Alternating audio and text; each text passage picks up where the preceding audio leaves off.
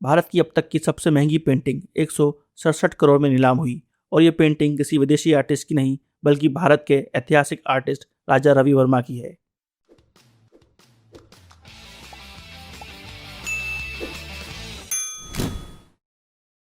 Hello everyone, welcome to crazy G K trick.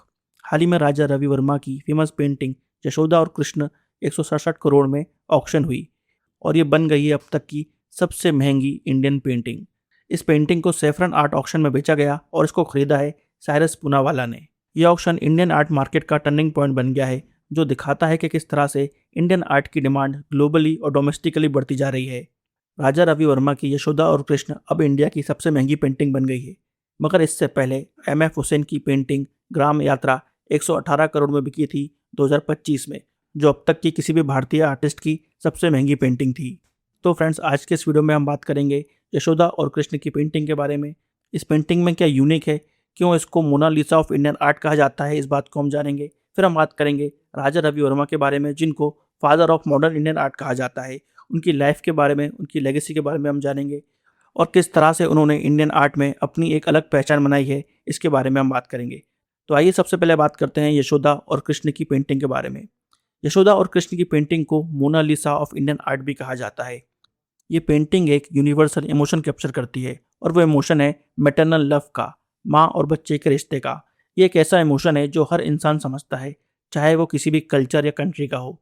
इस painting में यशोदा और छोटे कृष्ण के बीच का बॉन्ड इतना नेचुरल लगता है कि ये डिवाइन कम और ह्यूमन ज़्यादा महसूस होता है। ये पेंटिंग इंडियन डिवोशनल आर्ट का एसेंस रिप्रेजेंट करती है। जिस तरह से मोनालिसा की पेंटिंग रेनेसांस आर्ट का सिंबल है, उसी तरह से यशोदा और कृष्ण की पेंटिंग इंडियन डिवोशनल आर्ट का सबसे हाईएस्ट फॉर्म है। इस पेंटिंग की एक और खास बात यह है कि ये पेंटिंग माइथोलॉजी और रियलिज्म का एक परफेक्ट मिक्स है। डिविनिटी के साथ साथ इसमें जो ह्यूमन इमोशंस हैं वो परफेक्टली उभर कर सामने आते हैं, जिसकी वजह से जो भी इस पेंटिंग को देखता है वो उस पेंटिंग को अपने बहुत क्लोज पाता है। और यहाँ पर ही हमको देखने को मिलता है राजा रवि वर्मा का यूनिक स्टाइल। वो दो रेयर कॉम्बिनेशंस को एक साथ लेकर आते हैं, यूरोपियन रियलिज्म जिसके अंदर हमको डेप्थ, शेडिंग और पर्सपेक्टिव देखने को मिलता है, और साथ साथ इंडियन थीम्स और माइथोलॉजी।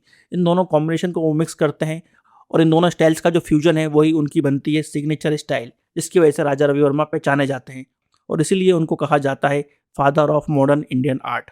1979 में इंडियन गवर्नमेंट ने राजा रवि वर्मा को नेशनल आर्ट ट्रेजर में शामिल कर लिया था, जिसके बाद उनकी जितनी भी पेंटिंग्स हैं वो बेसिकली राष्ट्रीय धरोहर हैं, उनको राष्ट्रीय सुरक्षा हासिल है, उनको इंडिया के बाहर नहीं ले जाया जा सकता।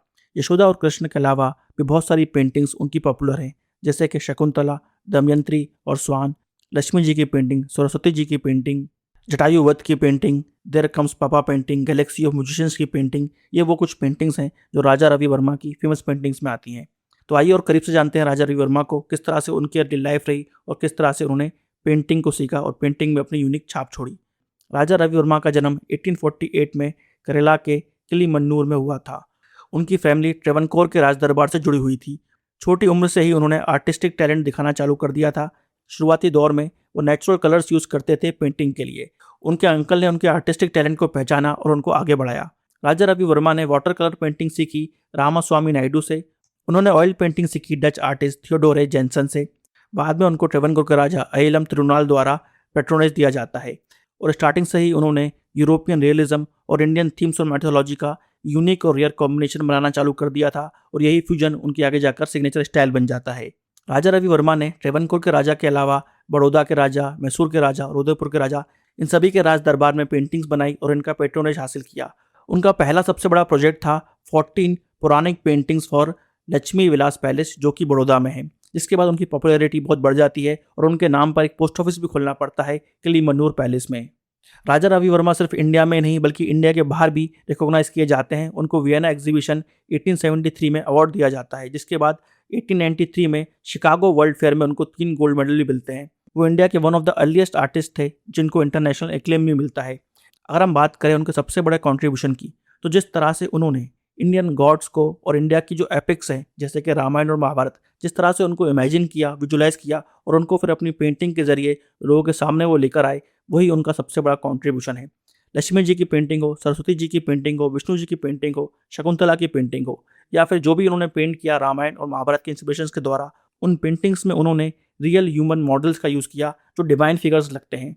उन्होंने पेंटिंग्स में ह्यूमन लाइक एक्सप्रेशंस का यूज़ किया जो कि पेंटिंग्स को बहुत रिलेटेबल बनाता है। आम इंसान उन पेंटिंग्स से इजीली कनेक्ट कर पाया और आज भी जो इंडिया में हमको पेंटिंग्स देखने को मिलती हैं भगवानों की, वो कहीं ना कहीं राजा रवि वर्मा की जो पेंटिंग्स थी उन्हीं से इंस्पायर्ड होती हैं।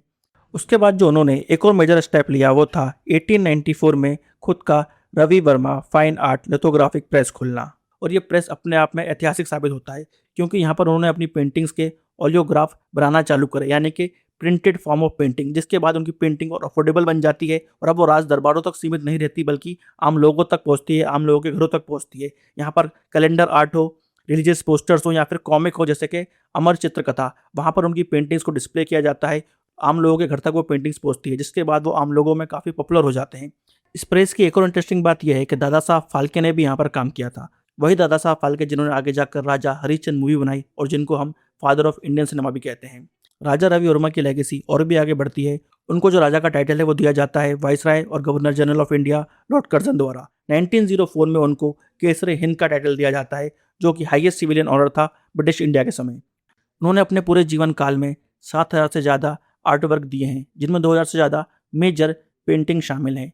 उनका निधन 1906 में 58 वर्ष की आयु में हो जाता है। मगर जैसा कि कहा जाता है the artist dies but his art lives on, इसी तरह से राजा रवि वर्मा का जो आर्ट है वो आज भी जिंदा है।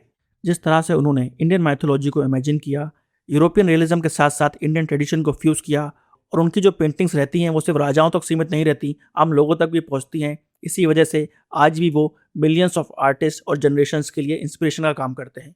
यही लेगेसी है राजा रवि वर्मा की, इसलिए आज भी उनकी पेंटिंग्स नए रिकॉर्ड बनाती हैं। यशोदा और कृष्ण भारत की सबसे महंगी पेंटिंग बन गई है और ये सिर्फ पेंटिंग की बात नहीं है, ये दिखाता है कि भारतीय कल्चर, आर्ट और ट्रेडिशन में कितनी ताकत है। आप सबको उनकी पेंटिंग के बारे में क्या अच्छा लगता है कमेंट बॉक्स में जरूर बताइएगा। तो फ्रेंड्स, यहाँ पर हमने डिस्कस करा भारत की सबसे महंगी पेंटिंग के बारे में और हमने जाना भारत के ऐतिहासिक पेंटर राजा रवि वर्मा के बारे में। आई होप आपको आज का ये वीडियो इन्फॉर्मेटिव लगा होगा। ऐसे और वीडियोस देखने के लिए फ्रेंड्स इस वीडियो को लाइक करना और शेयर करना ना भूलें। मिलेंगे नेक्स्ट वीडियो में, जब तक के लिए सबको tata bye bye and take care.